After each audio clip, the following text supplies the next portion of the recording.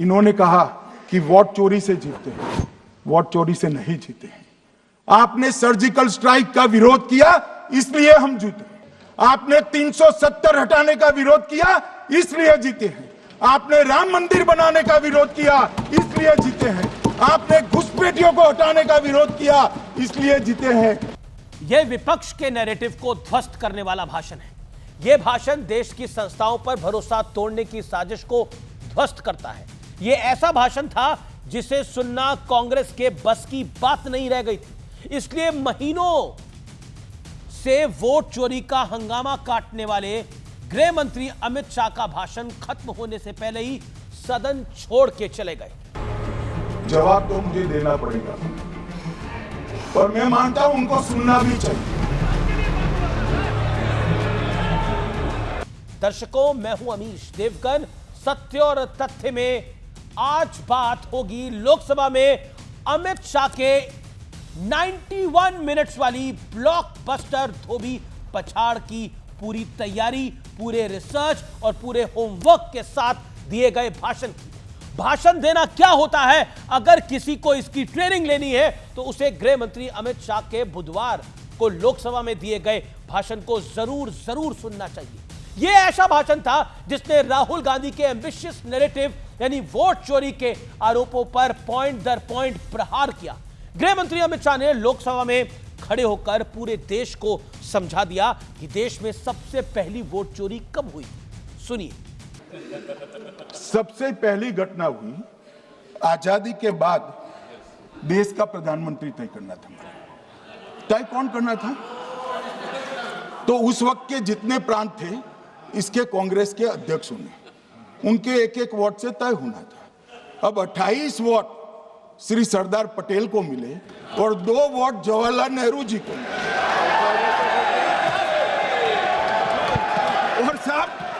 और साहब प्रधानमंत्री जवाहरलाल जी बने। अमित शाह ने कहा दूसरी वोट चोरी तब हुई जब 12 जून 1975 को रायबरेली से इंदिरा गांधी के चुनाव को इलाहाबाद हाई कोर्ट ने अवैध घोषित कर दिया था, जिसके बाद इंदिरा गांधी ने संसद में कानून लाकर यह प्रावधान पास करा दिया, प्रधानमंत्री के खिलाफ कभी कोई केस हो ही नहीं सकता। गृह मंत्री अमित शाह ने तीसरी वोट चोरी का जो उदाहरण दिया उसे बहुत ध्यान से सुनिएगा। हैरान रह जाएंगे आप लोग। दिल्ली के राउज एवेन्यू कोर्ट ने श्रीमती सोनिया गांधी को नोटिस जारी किया है, क्योंकि ये एक याचिका दायर हुई है जिसमें दावा किया गया है कि सोनिया गांधी 1980 में नई दिल्ली से वोटर बन चुकी थी, जबकि 1983 में वो देश की नागरिक बनी। हालांकि ये सिर्फ आरोप है और अभी कोर्ट में सिद्ध होना बाकी है। लेकिन अमित शाह ने बुधवार को जैसा प्रहार कांग्रेस पर किया, विपक्ष को इसका अंदाजा तो पहले से जरूर थोड़ा रहा होगा, लेकिन हमला इतना भीषण होगा शायद किसी ने इसकी कल्पना नहीं की होगी। ये मैं क्यों कह रहा हूं, ये बाइट सुनिए। Let us have a debate on the press conferences. Amit Shah ji, I challenge you to have a debate on the 3 press conferences. विपक्ष के नेता महोदय कहते हैं कि पहले मेरी बात का आप जवाब दीजिए, मैं सुनना चाहता हूं। आपकी मुनसफी से संसद नहीं चलेगी। मेरे आप बोलने का क्रम मैं तय करूंगा। इस तरह से नहीं चलेगी संसद। अमित शाह ने Congress member of parliament Manish Tiwari के दावे की भी हवा निकाल दी, जिसमें उन्होंने कहा था कि चुनाव आयोग को एसआईआर कराने का अधिकार नहीं है। गृह मंत्री ने साफ कर दिया कि संविधान का आर्टिकल 327 चुनाव आयोग को एसआईआर करने का पूरा अधिकार देता है। राहुल गांधी और विपक्ष लगातार मुख्य चुनाव आयुक्त पर बीजेपी के लिए बैटिंग करने का काम करने का आरोप लगाता है। राहुल गांधी तो सीईसी की चुनावी प्रक्रिया पर भी सवाल खड़े कर चुके हैं। पूछते हैं कि सीईसी को चुनने वाली कमेटी से सीजीआई को क्यों हटाया गया। गृह मंत्री अमित शाह ने इस मुद्दे पर भी विपक्ष का सच से सामना करा डाला। उन्होंने साफ कर दिया कि देश में 73 साल चुनाव आयुक्तों की नियुक्ति के लिए कोई कानून था ही नहीं। प्रधानमंत्री के एक हस्ताक्षर से उनकी नियुक्ति हो जाती थी। 1979 से 1991 तक 3 चुनाव आयुक्तों का पैनल 3 सदस्यीय कर दिया गया था, लेकिन नियुक्ति तब भी प्रधानमंत्री के हाथ में ही थी।